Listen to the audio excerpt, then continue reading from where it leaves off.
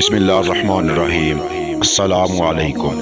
حدیث نبوی صلی اللہ علیہ وآلہ وسلم، آپ صلی اللہ علیہ وآلہ وسلم نے فرمایا، اپنے حاکم کی سنو اور اطاعت کرو، خواہ ایک ایسا حبشی غلام تم پر کیوں نہ حاکم بنا دیا جائے جس کا سر سوکھے ہوئے انگور کے برابر ہو۔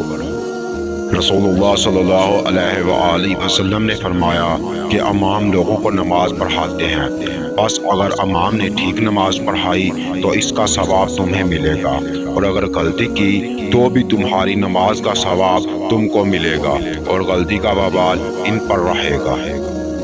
رسول کریم صلی اللہ علیہ وآلہ وسلم نے فرمایا، جب کوئی تم میں سے لوگوں کو نماز پڑھائے تو تخفیف کرے، کیونکہ جماعت میں ضعیف، بیمار اور بوڑھے سب ہی ہوتے ہیں، لیکن اکیلا پڑھے تو جس قدر جی چاہے تول دے سکتا ہے۔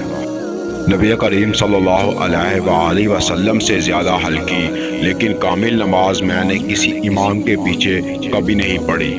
آپ کا یہ حال تھا کہ اگر آپ بچے کے رونے کی آواز سن لیتے تو اس خیال سے کہ اس کی ماں کہیں پریشانی میں مبتلا نہ ہو جائے، نماز مختصر کر دیتے۔ نبی کریم صلی اللہ علیہ وآلہ وسلم نے فرمایا، میں نماز شروع کر دیتا ہوں، ارادہ یہ ہوتا ہے کہ نماز طویل کروں، لیکن بچے کے رونے کی آواز سن کر مختصر کر دیتا ہوں، کیونکہ مجھے معلوم ہے ماں کے دل پر بچے کے رونے سے کیسی چوٹ پڑتی ہے۔ نبی کریم صلی اللہ علیہ وآلہ وسلم نے فرمایا، نماز میں اپنی صفوں کو برابر کر لو، نہیں تو اللہ تعالیٰ تمہارے منہ الٹ دے گا۔